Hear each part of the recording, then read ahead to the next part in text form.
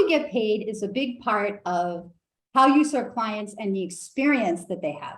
High fees, low fees, commissions, AUM, flat fees. I've got it all here, folks, today. We're going to be having a rowdy debate. We're about to hash it out. So welcome to the jungle. And let's get started, shall we, gentlemen? Okay. So first we have Mike Pinkins. Mike, welcome to the show. Well, thank you very much, Sarah. Good afternoon. I'm Mike Pinkins. Just very quick about me. I'm a CFA, CFP on the protection side. I've worked for using AUM, hourly fees, but mostly compensated by commission. So, and I enjoy that, working in that avenue. And I do believe that you can still satisfy best interest rules with commission. So I've pulled back a little bit from AUM and really do focus on insurance solutions for individuals that normally don't think of protection first. And most of that is commissionable. Yep. Michael, thank you so much for being here with us. Mm-hmm. Okay, great. Mr. Salaski. Oh, hi, Sarah. My name is Scott Salaski. I'm the founder and CEO of First Metric. I've been an advisor for 20 plus years, both with First Metric and a prior firm. Both my current firm and my prior firm were all about low cost investment management, low cost advisory services for clients. Back in my other firm, it was low AUM fees.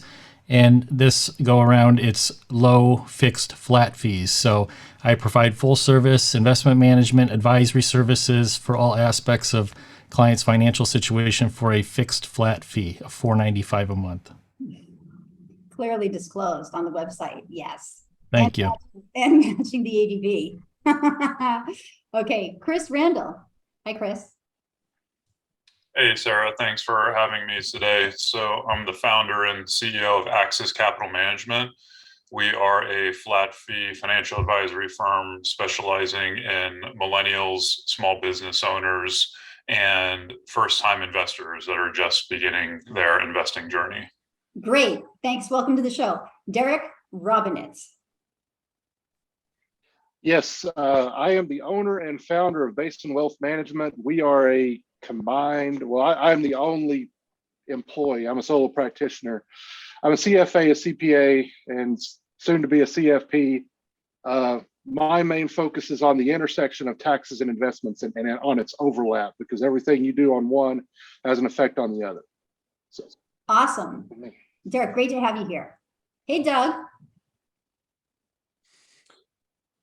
Hey there, Sarah. Doug Twitty with E4 Insurance, the director of annuities. I work with financial advisors and help point and guide in the right direction for annuity services, dealing with MIGAs, fixed indexed annuities, income options, things like that. We do have some fee-based products, but we are almost entirely commission-based. Great, Doug. Thanks for being here. Matt. Thanks for having me, Sarah. Excited to be here. My name is Matt Pruitt. I've been in the industry for over 10 years on the investment side, and I'm a recovering AUM advisor. I launched my flat fee practice this last year, and I'm really excited about it. I work mostly with individuals in their 30s in the tech world with equity compensation, and just found that there's a lot of conflicts of interest that were best served through the flat fee model. So looking forward to talking about that today. Great, Matt. Thanks for being here. Hey, Charles. Hey, guys. My name is Charles King.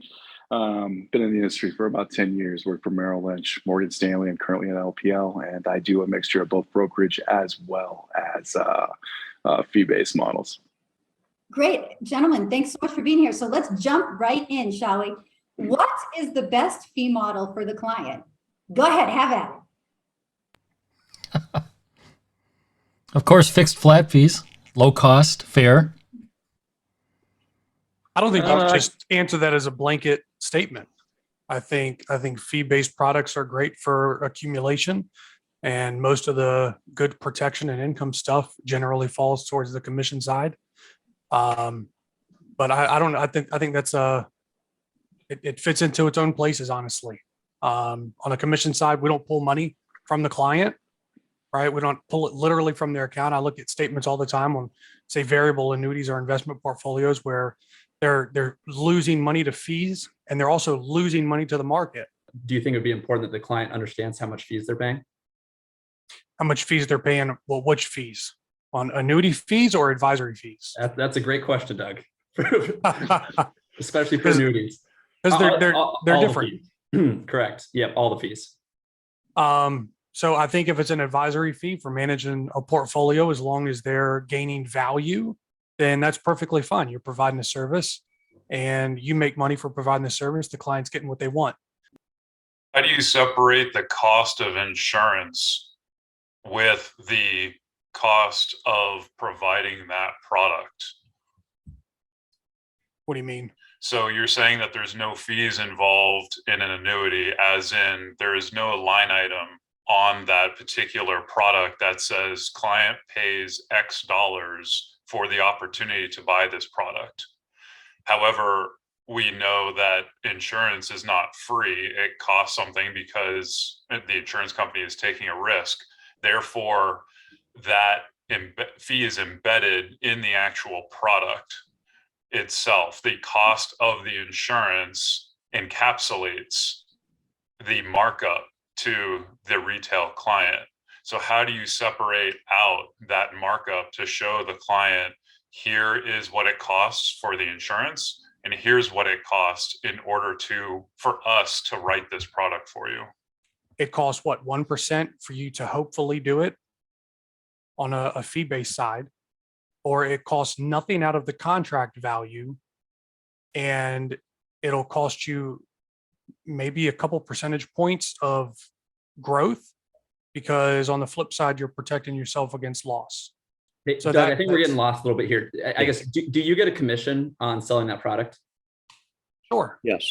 Okay, so let's talk about that, because I think products, like I actually wish there were more low fee products in the protection space. And as a flat fee planner, I can actually side with you, Mike and Doug, where I think there is a misalignment of interest coming from AUM advisors who may not be as willing to sell your products or direct their clients to you. But when you look at alignment of incentives with clients, I think there's a clear path for abuse, obviously not from you guys, but from, take your classic 28-year-old who's selling products, to give client advice on what they should do with their money.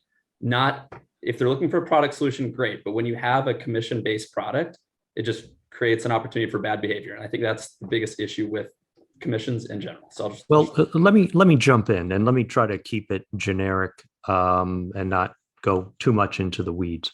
And it looks like I probably have more gray hair than anyone here. So, Well, but I'm getting there, but thank you. but you know, this is an actual. Yeah, we always like to go back to actual cases. So I meet with two clients, okay, a husband and wife, and they have $750,000 to invest with me. Now, I can go on the AUM route, and whatever I charge, okay? Or I went to them and said, well, you know, a lot of times I think it's not fair to charge, you know, 1%, for an example, if you have 375,000, and 1% if you have 750,000, you know, because I'm getting double, even though kind of I'm doing the same work. The only other industry that charges that way is the IRS. I don't think the comparison to the 1% of AUM model is the applicable comparison. There are many issues with the AUM model.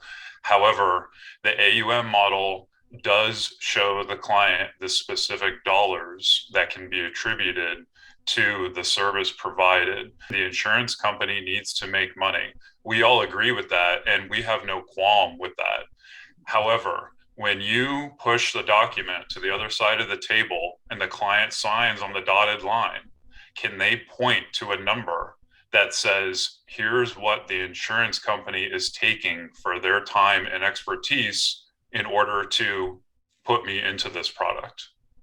Does the customer, before that paper's pushed over to them, do they accept that they got a good deal? No. Whoa, whoa. Because they don't know how these products work. That's if you present this and you say, this is the upside, this is the downside, here's the transparency, I'm earning a commission. What difference does it make how That's much that's the a slippery company slope. pays? I would say, where do you draw the line? I've agreed with most of what you said up until that comment, for the record. But who determines if the customer's getting a good deal? Well, That's, you can't just say, are they better off? At the end of the day, the client's either getting a good deal and a good annuity, or they're getting garbage. I think we can all agree that doing the right thing for the client is the right thing. Can you And doing prove, garbage for the garbage is garbage. It doesn't matter. I mean, but if can you're you doing the wrong prove thing, that you're doing they're wrong. can you prove that they're getting the services they asked for a reasonable price, reasonable being that they can point to it and say, okay, I understand the cost of this product? No more than you can prove that for an AUM fee or a flat fee or an hourly fee or anything else. they know Well, the benefit.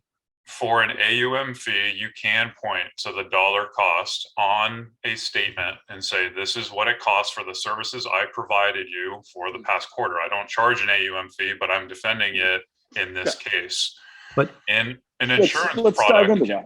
It's But easily Chris, that doesn't quantified. mean that someone who's charging an AUM fee did a great job for the client. So what? The cost was disclosed, but Or provided value. right. Because you But can't they say can you're compare providing it. value until you know what the outcome is going to be down the road, right? They could make money or lose money. You're going to charge your fee either way, right? So saying that we're going to have a good value, the only time I think you can even begin to say that you're in the beginning given a good value is when you know what the ending is absolutely going to be.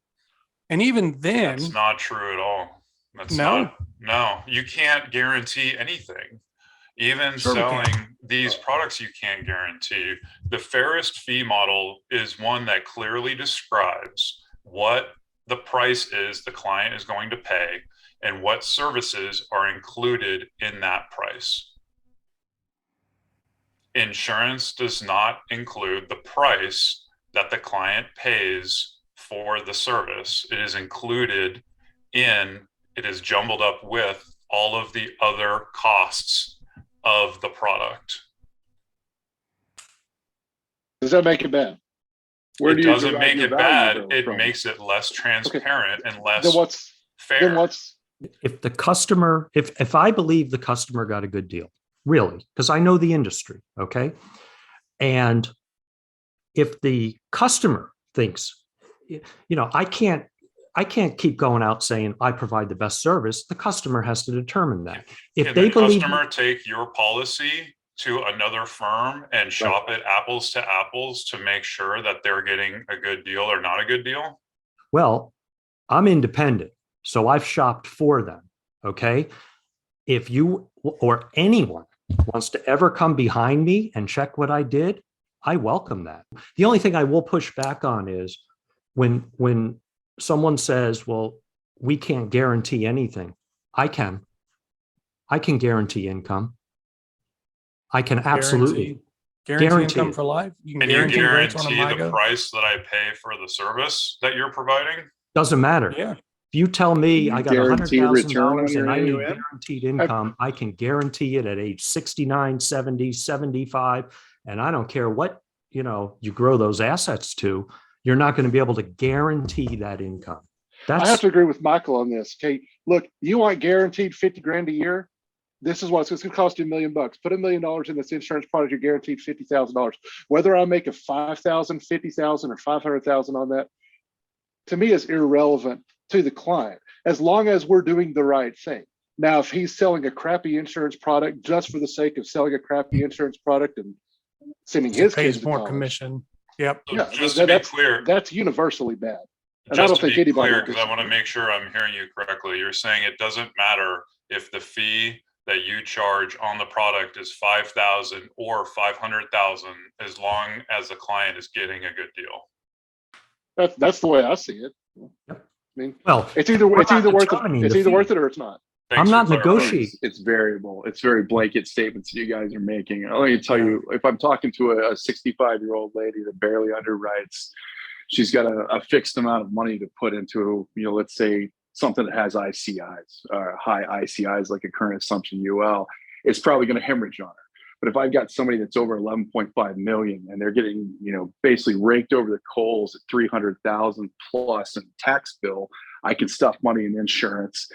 The commission doesn't even enter into it. I'm saving them so much money on taxes with the planning that the value is there. Everything else is variable. It comes down to clients' needs, what the strategy is going to provide for the client. And then we look at how we can efficiently affect how those costs hit that client, their portfolio. One of the questions she asked, does the way you are paid dictate how you serve clients? I will go on record as saying yes. Okay. Yeah. Incentives matter and people do what they're paid to do. Does anybody disagree with that? Not at all. Okay. And you're bound to the confines of whatever your company provides in some cases as well. So here's my question to those out there who say that I charge an AUM fee. Okay. If incentives matter and you do what you're paid to do, and I'm going in a different direction, what incentive do you have to do anything other than gather assets? Why would you spend any time or any energy doing anything other than just the basic onesie twosie tiddlywinks crap that you have to do to get your client to stay with you? I charge a monthly subscription fee, which forces me to add value to every single client I have month in and month out. Because if I don't, they can fire me with zero barriers to exit. They don't have to sign paperwork to transfer their accounts back over. They don't have to do any ACATing of positions back over to their personal account. I provide advice only, financial planning and investment management. Okay, so I'm incentivized to come up with value month in and month out. Okay, let me rephrase that for you then, if I may. And I'm just playing devil's advocate as much as anything. Okay, you're paid a flat X amount. Let's call it $500 a month to do whatever it is you do. What incentive do you have to do anything? If you're making a flat $500 a month, why would you spend any more time than is absolutely necessary? Because if I don't, they'll fire me and they'll go find somebody else who does do what they're asking them to do. Derek, so what's incentivized you to do more than the minimum? I have clients ask me that exact same thing when I go through my fee model, because I'm flat fee as well.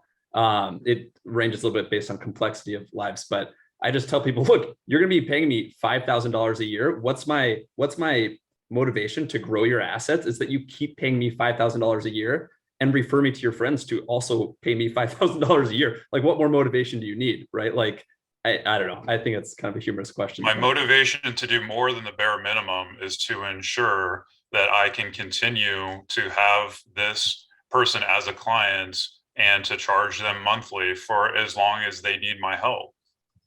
So you charge a flat $500 a month, period, end of discussion. So let's imagine that we have two clients. We have Grandma Elsie over here, who's got, $2 million in an IRA, and her husband has passed away, and she lives right next to her son, who's going to inherit all of her money, and she lives a very meager existence, and you're going to charge her a flat fee for that. Over here, you've got a lawyer who has equity compensation in his law firm, and he's got $3 million worth of farms and ranches and $5 million worth of mineral interests and a artwork portfolio, and he's got 7 kids by 8 different women, and he's currently married to somebody right now whose kids are not his kids. He's done 0 estate planning, and you're going to charge him the same amount that you're charging Grandma Elsie. That second person wouldn't be a good client fit for me. I would refer them out. Okay. Because they have a higher caseload and it's going to be more work. And that's kind of because I tend to work with millennials and younger investors. And that's kind of the point that I try to make to people is whenever they say, I talked to a guy the other day, said, I charge the exact same fee to everybody. If you charge the exact same fee to everybody, that means that you provide the exact same set of services to everybody. And I just have a hard time believing that, to be honest. No, it doesn't. It does not mean you charge the exact same things to everybody. You said if you're sticking with your niche, I can understand that, but I don't treat, I'll tell you right now, I don't treat a medium income, person the same as a $30 million oil and gas royalty in the state. One of them is much more labor intensive for me. They will be charged more because I expose myself with liability by helping them with their tax picture, by going out and working with an attorney, a CPA, building a very advanced plan. Whereas my median income earner, we're just maximizing their contributions and keeping them in good shape. It's a totally different level of service. And you should be compensated for that. We're not saying you shouldn't be. Everybody should be compensated for the service they provide. And that compensation should be clearly stated at the bottom of the statement that the client can point to and say, this is what I'm paying for this service. I'm not anti-insurance. I have insurance. I have a lot of insurance. I have insurance agents that I work with. My issue with insurance is that it's not transparent. When you say things like there are no fees, or it doesn't matter if I make 5,000 or 500,000 in fees, that is what is not transparent. These retail customers do not understand how insurance works. They bring me these policies and they have no idea what's inside them. And I try to explain it to them because the agent, not the people on this call, but the agent who sold it to them didn't explain it to them. That's Absolutely. That's clear. just about You should be Fair fee completely model. transparent. That's the issue. That doesn't dive into the issue of which fee model is transparent. That's just the issue of They bad are, apples in the bunch. they Yeah. are all somewhat non-transparent in some Yeah. way, but the fairest way to do it is to make it as transparent as possible. Flat fee or subscription fee is not the best fee model. I just believe it's the one with the least amount of conflicts of interest and the one that most closely aligns my clients with what they need. Now, I'll give you an example of how I use my model to ensure ongoing interest and support, right? I'll set up 529s, or I'll set up new accounts for them and tell them, hey, we're going to set up this 529 for your 2-year-old, and we're going to fund it at a certain rate so that we can watch you hit your investment goals for this college student in the future over time, right? Well, they're going to want to kind of check in and see that.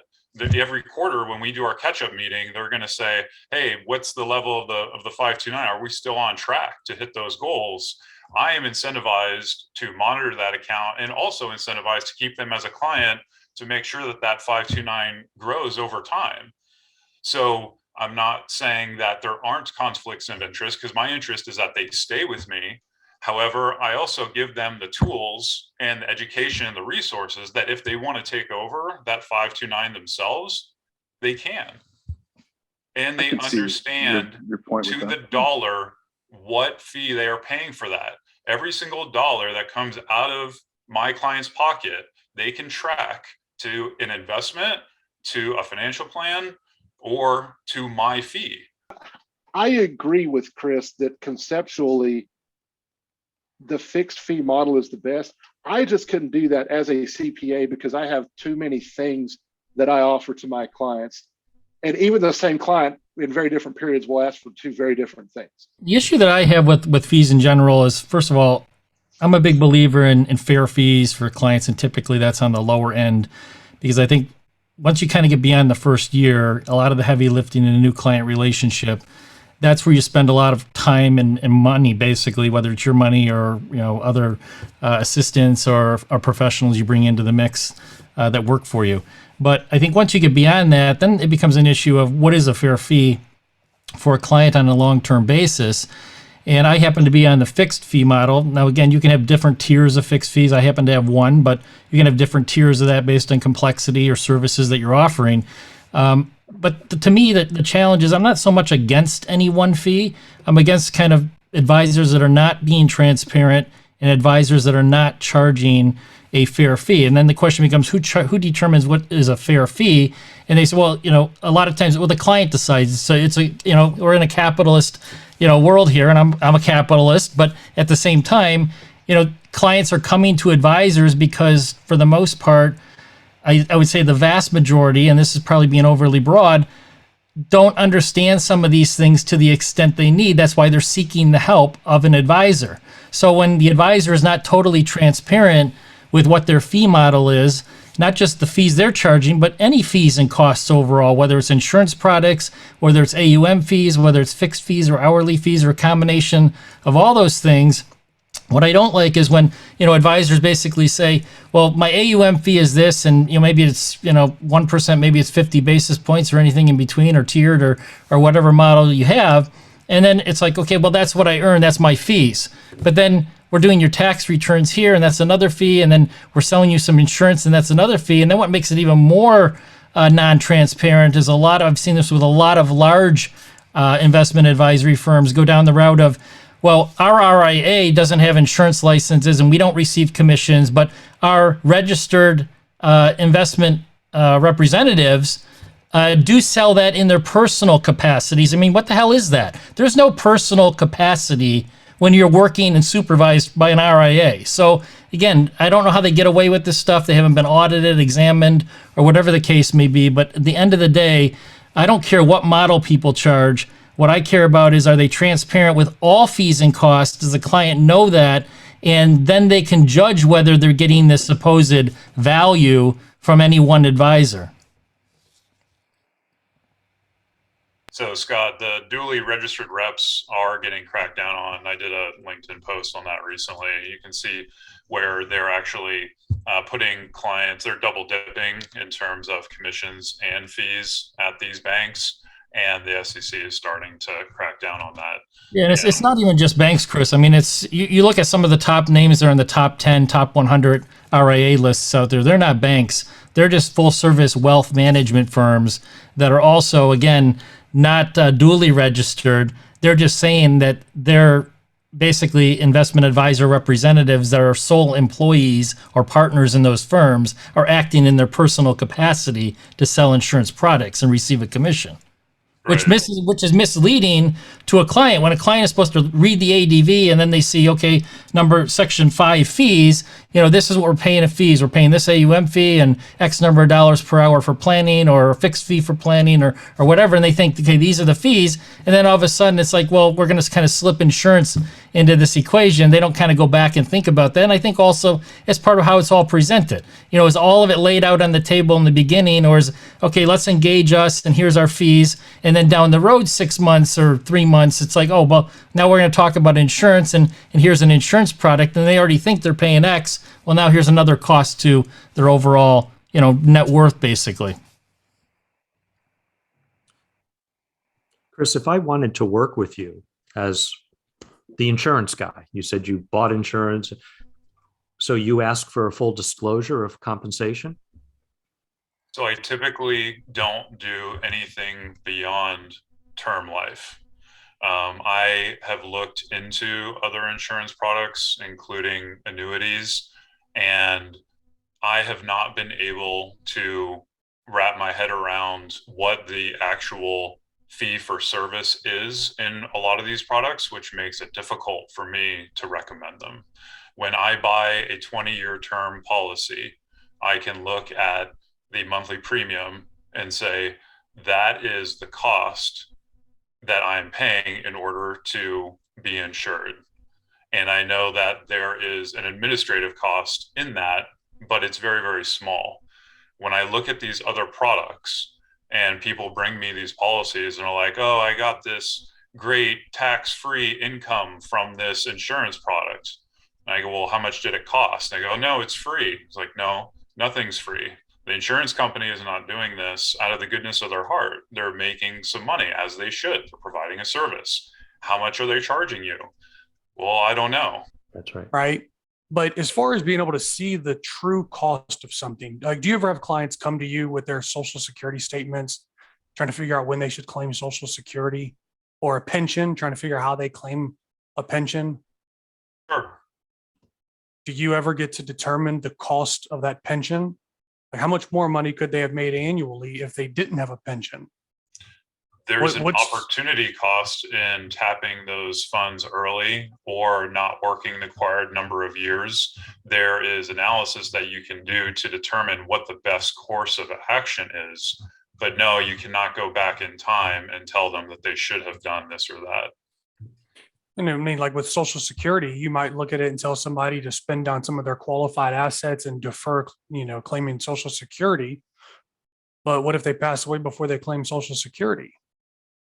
What was the cost of that? That's not something I can control. Well, that's what I'm saying. Like, there's a lot of things, like when you're doing an annuity with an insurance company, it's not that there's a cost inside the policy. The cost of it is that the carrier's taking on the risk, and they're giving you what they believe will be a smaller return than their professionals can give them. But if the market drops, they take on that risk. And in order for them to take on the potential loss, they're also going to hold a potential higher gain. But there's no way to put those numbers on papers because they don't exist. They won't exist until that year's done and the following year's done, right? But just because you can put numbers on a piece of paper doesn't mean you're providing value. Now, I don't mean Doug, you. I'd be curious from your perspective. You're giving a lot of good sales pitches for the products you sell. Do you ever like recommend strategies that you don't sell to your clients? No, I guess my question is, would you ever show them your guarantee next to, say, a Monte Carlo that shows like, look, you could end up down here or up here. Most likely, here's this middle line. You're going to be accepting something slightly below that middle line, which is totally fine. That's the cost I've been talking about this whole time. You're giving up this upside. You're also getting rid of this downside. But like, you can get this through an AUM advisor, a flat fee advisor. Like, I don't have to be your answer. It just seems to me like you have kind of a one gun or one bullet gun that you're shooting with here. And just curious how often clients hear the other side of their option. I typically try to look at this stuff, as I've said a couple of times, on the bond side of a portfolio, right? You're not trying to grow that money. You're not hoping to get a 15% return on that part of the portfolio, right? We're trying to have lower, secure, safe growth. If we can provide advice for the equity side, or I guess like, do you work with advisors who advise on the equity side, or what do you recommend clients do with the rest of their money? So, well, I don't usually deal with the clients. I deal with the advisors, but that's what they do is they're you guys. They're the guys that are charging fees, okay, right, to manage funds.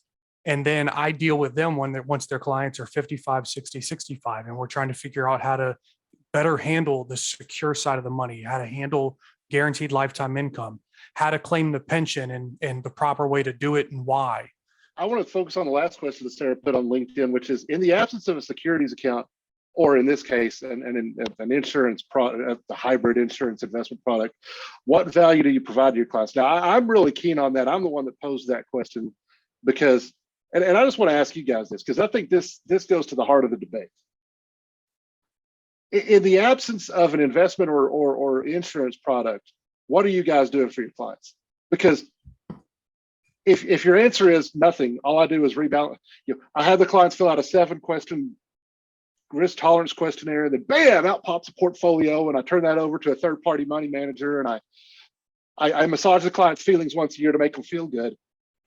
That's not financial advice. That's in investment management. And these are two totally different things. And I don't think you should expect an AUM-based advisor to be compensated appropriately for financial planning advice. I don't. Any thoughts on that? Budgeting health expenses for childcare, buying a house, selling a house, buying a car, selling a car, setting up accounts themselves, not managing them, like 529s as an example. I had a list going through the health benefits of the employees' benefits package and deciding which healthcare plan is appropriate for them. Seeing if they need to top up their life insurance in addition to what they are getting through their employer. Okay, so you're charging a flat $500 a month for all of this stuff. Yeah, $250, but yes. I'm sorry. It's anything that they want advice on. If they don't want to open an account, if they want to manage their own investments, but they need advice. Some people that come to me are referred to as validators. They're already doing it, but they want to ask a professional opinion on what they're doing. Sure. And you feel like that flat amount is, because there are some people that are going to use you for 2 hours a month, and there's some people that are going to use you for 200 hours a month. And you feel like that's appropriate to charge the same amount, no matter how much you're working for the client. It is slightly different based on how many different things they need advice on. There is a range. They will not utilize me the same number of hours every single month. That's not possible. However, the fee does stay the same unless I add additional services. And I say, now, how would you like me to add tax prep to your current package?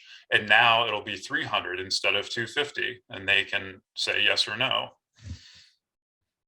Derek, I see where you're going with that. And that's an issue I've struggled with personally. And I think with the flat fee, the reason I just remind myself to keep focusing on a niche is the more broad spread you get, the harder it is to deal with a flat fee and just an array of service. So if you want to criticize flat fee, at least from the advisor's perspective, it's tough to manage that dynamic you're talking about. For me, that's why like I just try to remind myself, all right, focus on your target niche of, clients in their 30s and 40s with equity compensation. I even try and focus on a few companies because then I know their like when their stock vests, I know their benefits, I know their 401k, if they have mega Roth or not. All those situations, you kind of have a very typical client. And I do charge 4 different tiers of fees ranging from kind of like career starter to retiree, which vary a lot. But at the end of the day, I think it's important to educate clients on their options. So like when I have someone coming to me with a $500,000 portfolio, or I guess a better example would be a $200,000 portfolio, their fee, if they're in their mid 30s and they have equity comp and they're a married couple, is probably gonna be around $5,500 per year.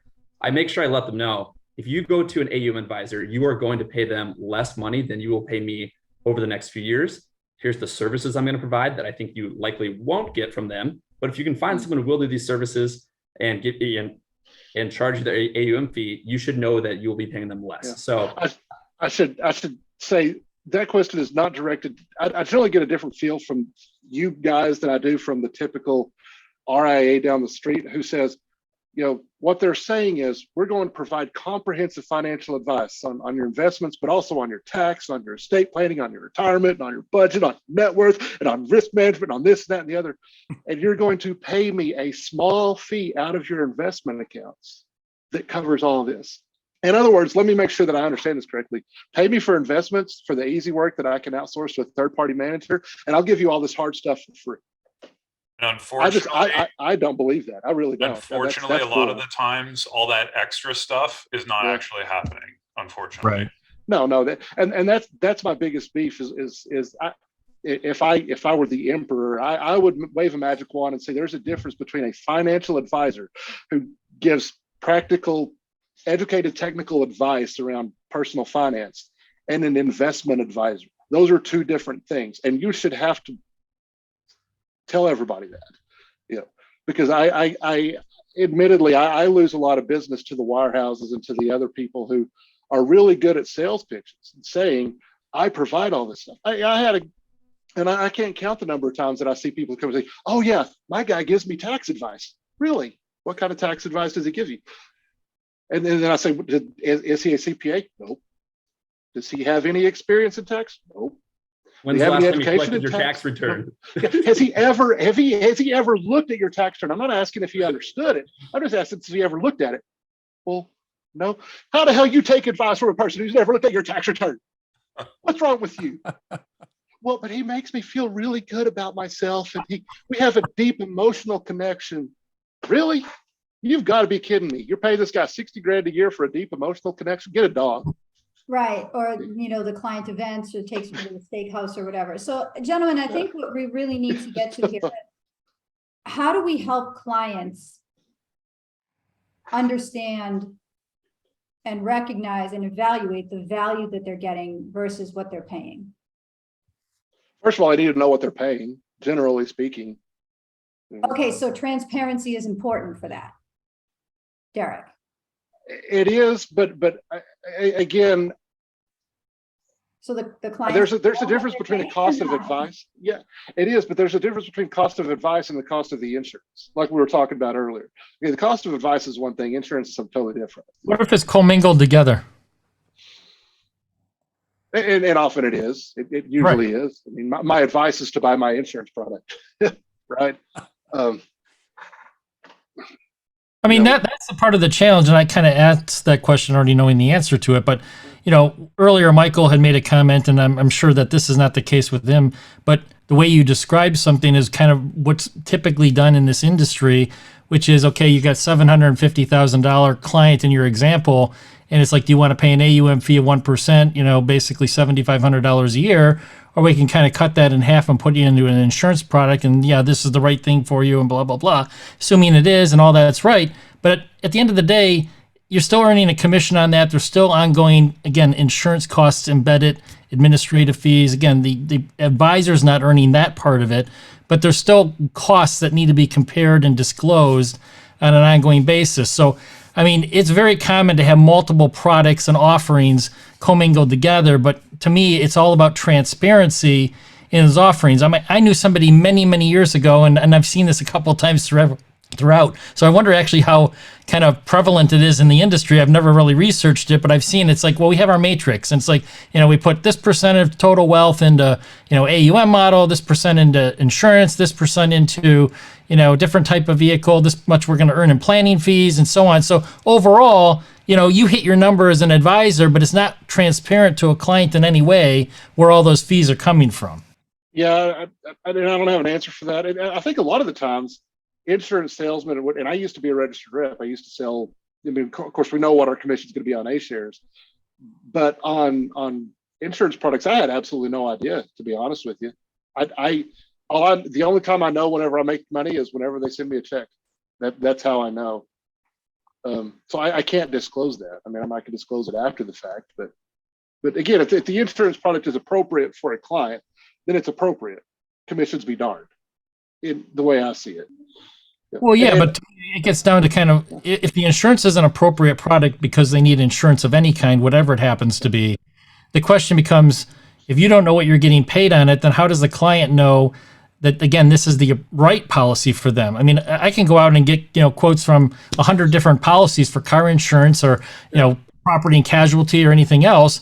And if I don't know what I'm paying at each of these, what the agents are earning on this thing, all I can go is, okay, what am I paying in premiums at the end of the day? So, how many times is a client going to go out after they've already had a relationship with you and say, oh, you proposed this annuity or this insurance product, and now I'm going to go out and quote this out? I mean, it's probably almost nothing as far as a percentage of people that are going to actually do that. So to me, I agree with you, but the cost to the client is the cost of the premium. Now, all the commissions and all this other stuff is built into it.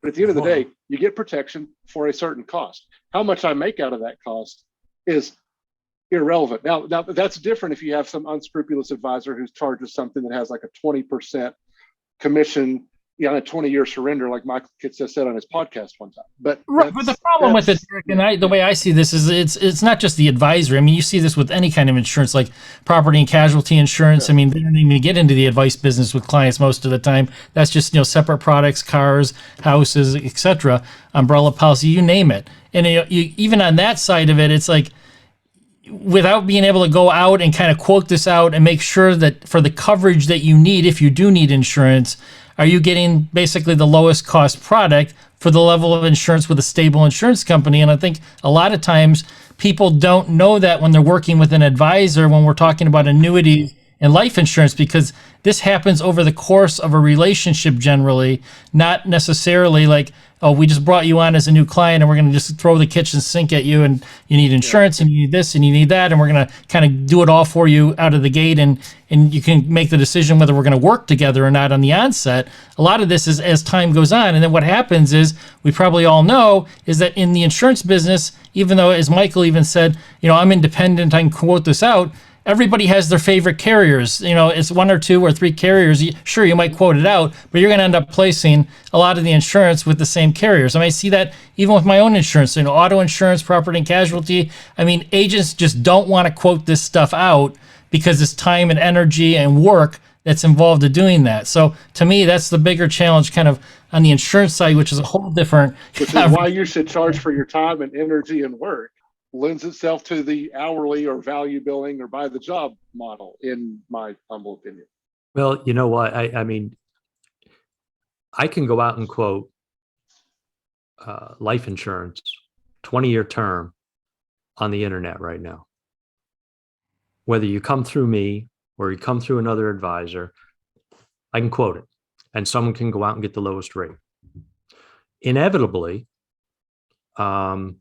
and there's companies out there that'll say, hey, we'll guarantee it. We'll issue it in 30 minutes. They're going to pay more for that. They're not going to get the best rate. But what if you have a medical issue? And at that point, if you're going out for 20-year term, okay, who cares what the commission is? The commission is the commission. Who cares?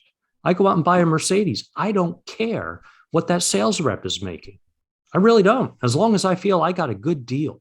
I agree. I just bought a car for $46,000. The cost to me is $46,000. Right. I don't care how much that guy made. That it was worth 46 grand to me because that's what I paid for it. Well, what if you could have bought that same car down the street for 42,000? Again, maybe it's not your time, energy, and effort to do it, but again, should that be disclosed that there's lower cost options out there for the same exact car? Customer is starting to ask, and they're going to find out that the car down the street costs less when it's exactly the same. Because But they were asking talking about me. the cost of the car, not the cost of the advice from the salesperson. Right. Those are two totally different things. Right. I guess I will pay $42,000 for a car rather than 46,000 for that identical car. Yeah, agreed. But what does that have to do with what the salesperson got? You guys are ignoring the incentive structure that creates. And I think there's a lack of AUM advisors on here right now, actually, but that's, I think, the elephant in the room that isn't being addressed as much. So I guess, Derek, is your revenue primarily AUM? It's about half and half AUM and half. Yes, regardless, but I would say that's the most prominent fee structure in our industry, right? Yeah. And I think most clients don't realize that there is a conflict of interest there, whether it's not explained to clients that they have variable annuities or insurance options available to them, or like one specific example I see a lot with tech employees is that they are extremely high earning and have these big brokerage accounts. They already own homes. They've already met their short and midterm goals. They want to retire early. They're coming from a fiduciary AUM advisor who specializes in tech that has never explained to them they could be shoveling an additional $35,000 a year and do a mega Roth 401k. That's just inexcusable. I don't understand how they can at least not have that conversation with that client. And it riles me up. Maybe you can see, I get this all the time. It's like, how can that possibly happen? It's like, oh yeah, wait, the advisor doesn't get paid on their 401k. So that's why they have never had that conversation. Now I have an engagement letter and it says front and center and big, the only sentence bolded on my engagement letter is, I have a conflict of interest. I make money, like the classic investor pay off the mortgage question. I make money when you invest. I do not make money when you pay off the mortgage. This could influence my advice. And I let people know that. And I tell them that up front. So that way they know. That doesn't fix it though. This is one of Sarah's questions. Does disclosing a conflict of interest, is that enough? The answer is no. That doesn't solve bad financial advice. Incentives drive behavior. And just by telling a client that I have a conflict of interest doesn't fix the issue. So what you're saying is that we should eliminate conflicts of interest.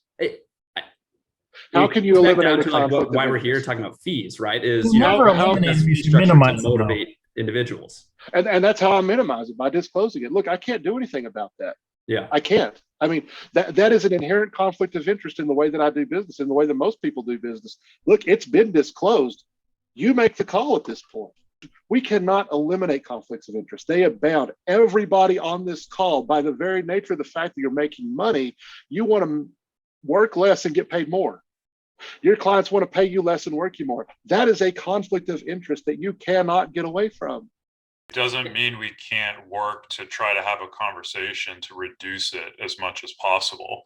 The idea that we do something just because that's the way that it's always been done is a poor excuse. I think the big thing missing, and I don't know exactly how to fix it, but is having clients understand options for alternatives. And it's just so hard because everything is based on trust in our industry. And most clients don't talk to more than one advisor. Maybe they'll talk to a couple, but really it's if they have a good relationship with you, they're going with you. And there's very rarely discussion about what are my alternatives. But it shouldn't just be go shop. It should be, because of the level of assets, for me to charge you a flat fee on this would be a very high percentage of your wealth. You may be better off with AUM in this case, or because of the fact that you have these 401k plans or this mega Roth that I won't get paid on, I would have an incentive to tell you to roll it over or whatever, right? So hourly might be better in that case, right? Or something like that, okay? But see, I think it would require the advisor to clearly explain why the person needs to conduct that analysis. Or I've seen this also with advisors. You are insulting your client's intelligence by doing that. Look, hey, in my opinion, this is what I offer. It is not my job nor my duty to educate you on every single advisory model in the entire world. You want to find out what Sarah Grillo charges? Go ask him. You want to find out what Matt Pruitt charges? Go ask him and make a decision. This is what I offer you. Take it or leave it. It's not insulting their intelligence. It's an indication of the high degree of trust that they place in the advisor that they're talking to, and especially if that person is referred to them. They're just going to trust whatever you say. I mean, You're an investment for them. Like you should treat yourself like an investment. If you're recommending an investment, wouldn't you look at the expense ratio of that? Like, why do we exclude our expenses when giving clients advice? it's not my job to say how everybody else charges. You should go shop as an educated, intelligent individual, presumably whose money means something to them. You should go shop this around. Yeah, but the problem is most people don't know how to do that. It gets back to my earlier point of not my problem. I understand where you're coming from on that, but the point is if we're trying to bring more clarity and transparency, at least from my perspective, I am, to the advisory space. I mean, I turn away a lot of clients that, number one, are not a good fit for me. My fee, even though it's low, still wouldn't be, in line with what they're doing. I give them other options that are out there. I say, oh, you just need advice in this area. You don't need me to provide advice and manage your money and do everything. Or other people maybe just need investment management. They don't need the advice side of it. They've got it all figured out and they're knee deep in this. But I think the problem is the vast majority of people, though, come to an advisor because they are not familiar with all of these topics. That's why they're seeking everybody's help as an advisor. And now we have to sort of send them out into the wild, go, sure, shop around, do whatever you want to do. But at the same time, they don't even know when to begin to do that. Not to find the people, but how do you even begin to analyze one advisor over another other than I like Bob or I like Susie because we get along and we click. And that's why a lot of decisions are made in this industry. And that's why, unfortunately, people end up overpaying, getting the wrong services that they don't need, or vice versa. And, they don't realize that till many, many years later or through multiple relationships with different advisors. So I'm by no means am I disagreeing with you. There has to be a little bit more objectivity offered up here. For example, I've seen some advisors that will just say, I'm not the best person. I'm not the person. Talk to her, or him. And I'll tell you a story of a client who came into my office the other day. They had $15 million worth of oil and gas minerals, $0 million in anything else. And I talked to them and I said, I'm going to be honest with you. The best thing you can do is sell half of it. We'll start with half. And they said, under no circumstances will I ever sell any of my minerals. And we talked about it and I said, okay, I can't help you. Whether I want to or not, I cannot help you. You need to go find somebody else. You need to find an advice-only financial planner. Yeah. Would be the answer in that case, right? So that's, I think, where we need to go as an industry. It's always sort of kind of the same thought process. Like, this is our way. If you don't like it, go shop it around, and clients got to go figure it out. So, I mean, do you think by not necessarily giving people exact names, go see Bob or Susie, but, you would be better fitted in maybe an advice-only model, or you just need insurance. Here's a couple good insurance people, or, here's a list of 25, so you're not, in the hook for any liability or anything. But at the same time, do you think you're not acting in a fiduciary capacity if you're not doing that? But you're just kind of throwing up your hands saying, well, this is my advice. If you don't like it, go find somebody else or shop around. Is that acting as a fiduciary when you're not giving clients some other option? I guarantee they weren't a client of yours at this point, but if they were a client and they needed something other than that, and, again, are you just saying go shop it around and figure it out on your own? Scott, what do you need help with? You need help looking at insurance? I charge $250 an hour. Bring your stuff in, bring your questions. I'll go over it. I'll send you the bill. How is that not fiduciary? I'm not charging you a commission. All I'm telling you, this is what I think that you need. For example, a variable life insurance because you have a big estate problem. Okay, now I'll help you shop that. I'll do anything you want me to do as long as you pay my fee. Right, but earlier you made the comment, you said, this is what I do. If you don't do it, go shop it around. You don't like it, go somewhere else. I mean, that's all fine and well, but again, even though they're not your client, do you think you have any fiduciary responsibility to that person to at least point them in the right direction, even from a 30,000-foot view? Do I have an obligation to a person who is wasting my time and not giving me any money? Probably not. Nope. Sorry. If you're my client or you're not. If you give me money, You're my client. If you're not giving me money, you're not my client. That's the challenge here is like at the end of the day, I'm not saying like waste a bunch of time and money on somebody that's not your client. But at the same time, if you're talking to a prospective client, whether it's one meeting or a couple meetings in, and you're at the point where, again, this is just not going to work for one reason or another, I think that's part of the problem with the industry. Now, send the person back out in the wild and they'll go get screwed over by somebody else. And I try and educate people. I mean, what do you want? Are you just looking for tax prep? Because I'm a CPA. I do all my own taxes. If all you want is tax prep, there are literally a dozen firms within 1 mile of this office. Go find any of them. Okay. Like, the phone book. You got one of these? Okay. Google, brother. Now, if you want help with your mineral interest portfolio, I don't know anything about that. Now, I got a couple of names for you. Derek, But- does it say that on your website? What? That if you need help with the mineral interest portfolio, I am not the person for you. No, they're Okay, welcome to ask that at the first meeting. okay, but if it And I'll did, tell them that. Derek, I think if it did, then that would eliminate the issue you describe of I'm wasting my time with somebody who isn't the ideal person for me.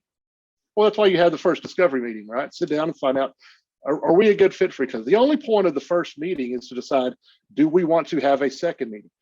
I think it's a problem throughout the industry because if you look at how advisors are presenting themselves, they're never having any discernment. You know, I'm a financial advisor for dentists, they're doctors or this or that, but then there's no specification of the ideal client is this type of a person.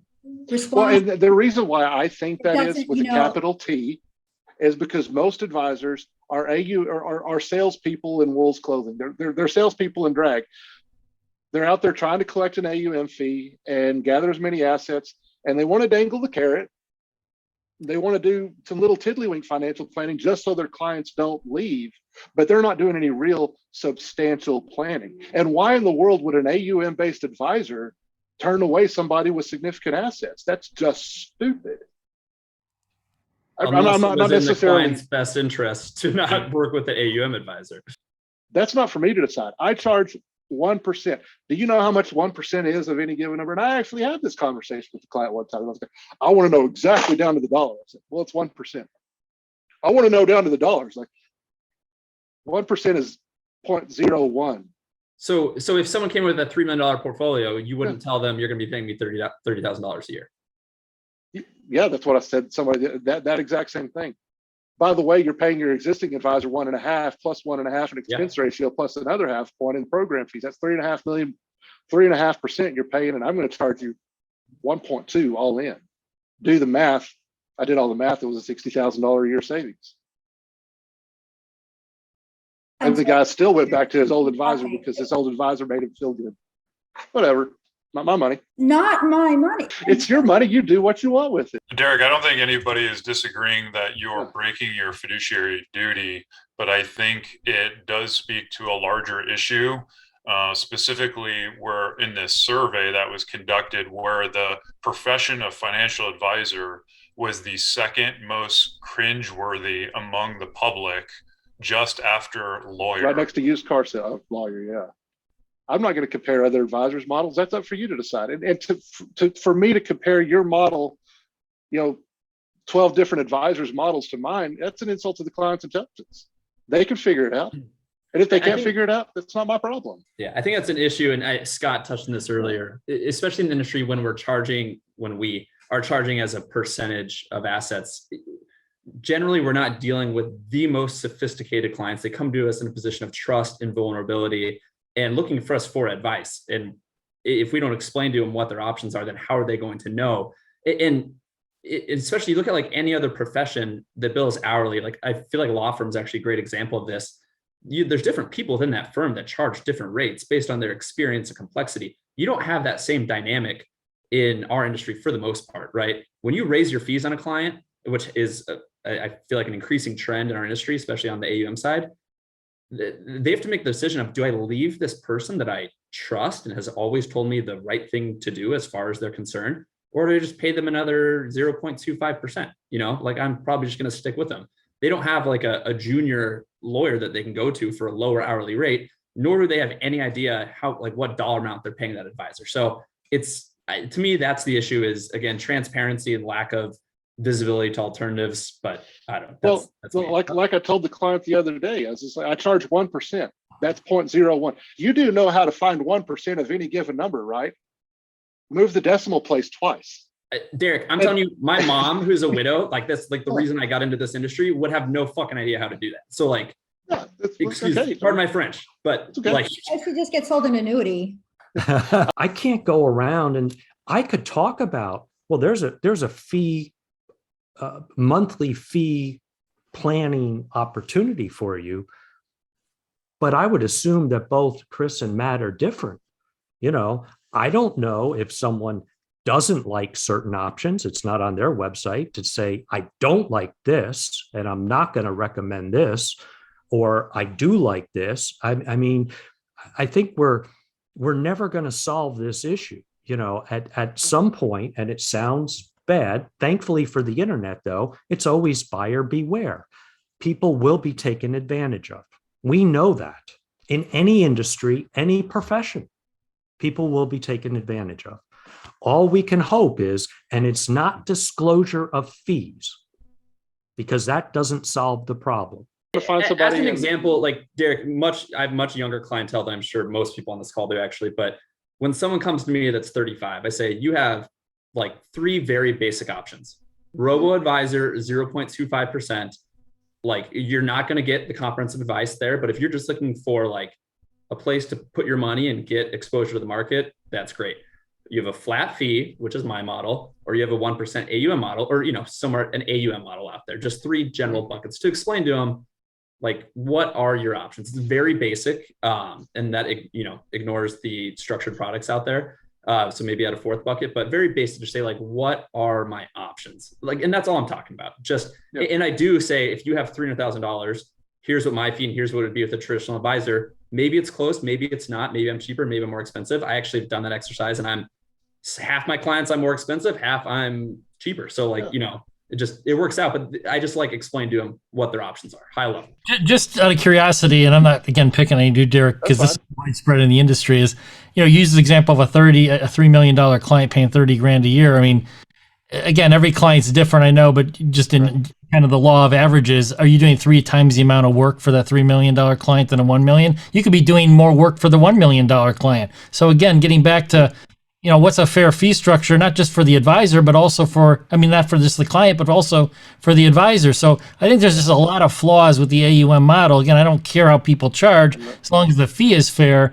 And a lot of times, there'd be situations where you just are you're overcharging clients that are high net worth. I agree with you 100%. I really do. But the reason why I cannot operate on a fixed fee model is because of just the sheer volume of services that I offer people. I can't, if I'm going to do sales tax research, that may take me 6 hours to research one thing. I cannot price that into a fixed fee. I can't do it.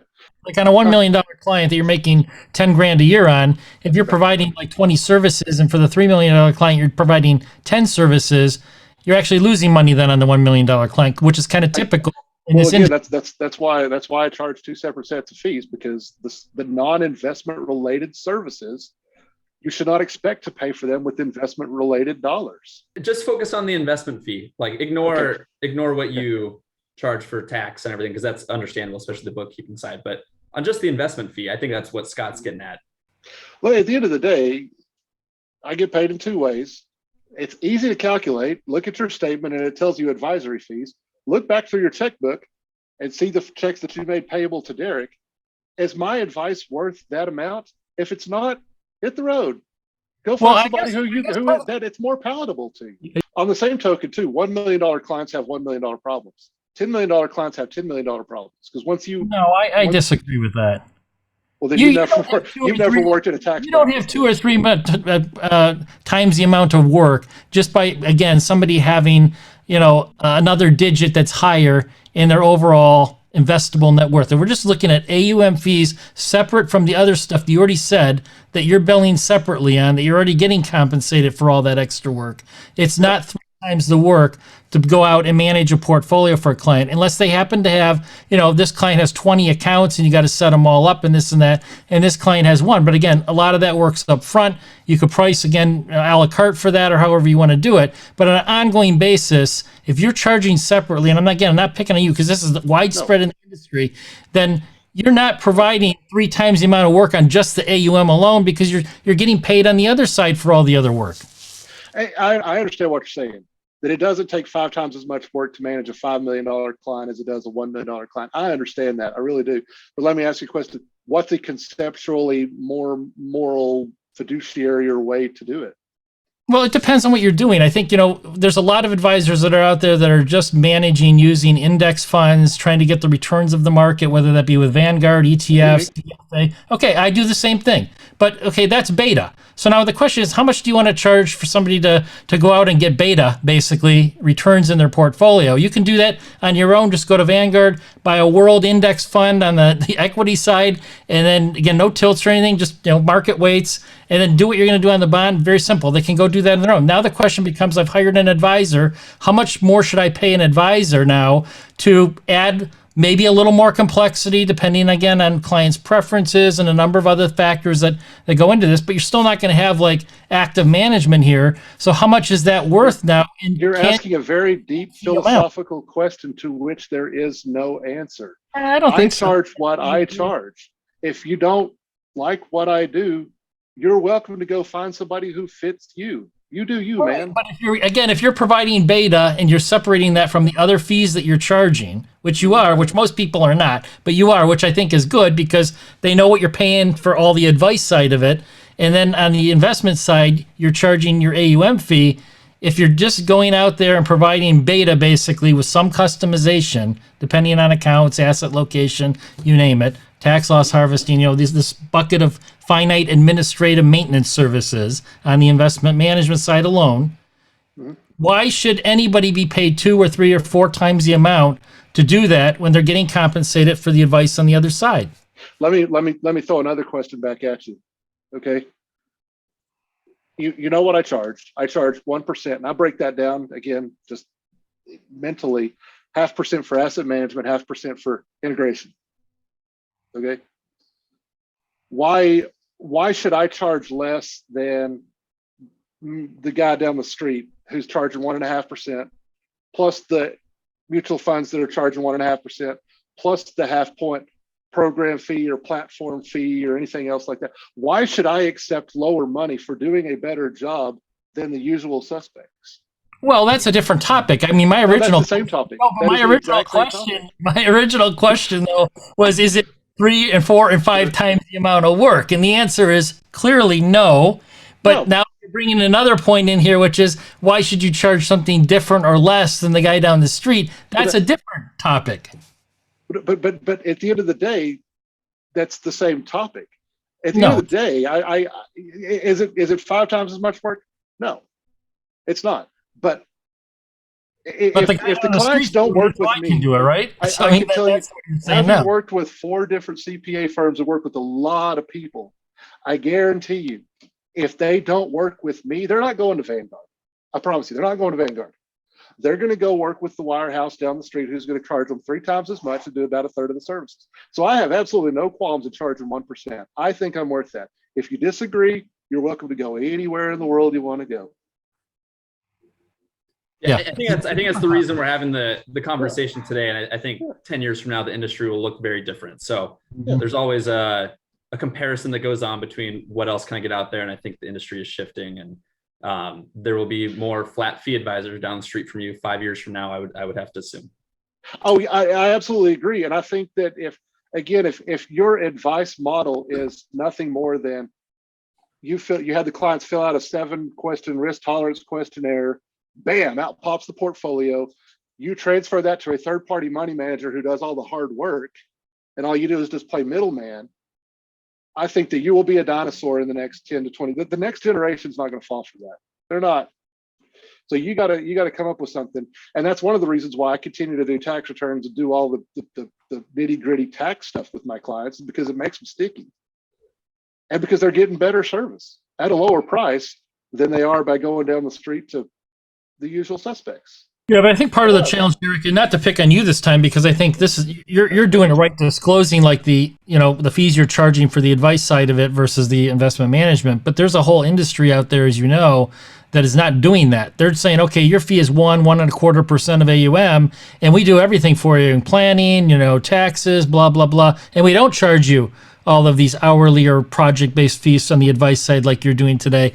And that's part of also the challenge out there, is that there's one firm in particular that gets a lot of publicity and kind of a love relationship with the media out there in this industry, and they'll publicly talk about how, they won't take a client on unless, they go through planning and, understand overall what's going on, and planning is very important, and they'll never do anything with investments before. But then you go read their ADV, and their ADV says, we're an investment management firm charging, X% of AUM, and this is our tiered schedule, and it starts off very high. And at the end of the day, planning is an optional thing if you want it. So it's like, this is part of the challenge out there, is that they're going to advisors are telling them that they're doing something that they're not doing. Their websites don't match their ADVs, their fees don't match their ADVs, the services don't match that. Then they're telling clients different things. And how is a consumer, to Matt's point, his mother, going to go out and figure, or even my own mother, going to go out and figure this out on their own if they don't have kind of the basic facts that they can kind of go out and look at this, when everybody's doing everything so different and it's not transparent. It'd be one thing if people were doing everything differently, which it is, and they were transparent about everything, but they don't have a fighting chance when at the end of the day, they're not transparent and everybody's doing everything different, from fees to services, and then they're not even doing what they say they're going to do. Scott, we all hand out a CRS, right? Customer relationship summary, best interest. We all use something like that. Regulators at the state level don't have to do that. I mean, RIAs. Okay. If you're a state RIA, you don't. Federal, you would. Okay. We've spent almost 2 hours talking about transparency. My question is, why are some 2 pages long and some are 20 pages long? Well, they're supposed to be 2 pages or less. So anybody that's over 2 pages is in violation of the regulations. It's plain and simple. Unless you're duly registered. Right. So why, again, some are 2 and some are 20? I have to believe that there's not a lot of transparency in the 20-page ones. No, there's not a transparency in any of them. You read these, the vast majority of them are more opaque than their ADVs. It's like, we charge a fee, it's based on complexity, and they list no fees, no ranges, nothing. So what is somebody supposed to do with that? Nothing. Scott, I agree with you that the lack of transparency and the know-nothing, sales schmucks of the world are doing incredible damage to, the 10% who is actually real good financial advisors trying to do what's in the best interest of their client. And my question to you is, what can you do about it? Well, I don't know. Maybe change the world. I'm not trying to change the world already, Derek. I haven't looked at any of your stuff, but again, if you're transparent and you're telling your clients what you do, and it's on your website and it matches your ADV and your fees are what they are, and it's what you bill people, regardless of whether they're high, low, or indifferent, then I think that's probably what you can do. But the problem is and everybody I think on this call knows that the industry is not like that. And so I agree fully. So how do you bring the industry forward? I think, at least from my perspective, what I've been trying to do for the last 20 years is make people aware that there's other options out there. Again, it's not just cost, but it's also transparency, clarity. There's different ways to buy different services. It doesn't have to be all together. It can be a la carte. And then, again, to your point, Derek, they can make their decisions after that. But when they don't have all the information, and they're just going to, the top 2 advisors that showed up in Google because they put whatever keywords they were looking for, geographic, fees, services, whatever. And now they're talking to Bob and Susie, and all of a sudden, Bob and Susie are each giving their sales pitch, and, the client doesn't know one from the other. And now it's like, well, they're intimidating. So I'm not going to go start looking for number 3 and 4 and 5. I'm going to decide between Bob and Susie. And it's not necessarily those are the best options for them. It's just, again, they're overwhelmed by this stuff. All right, gentlemen, I unfortunately have to wrap up the show.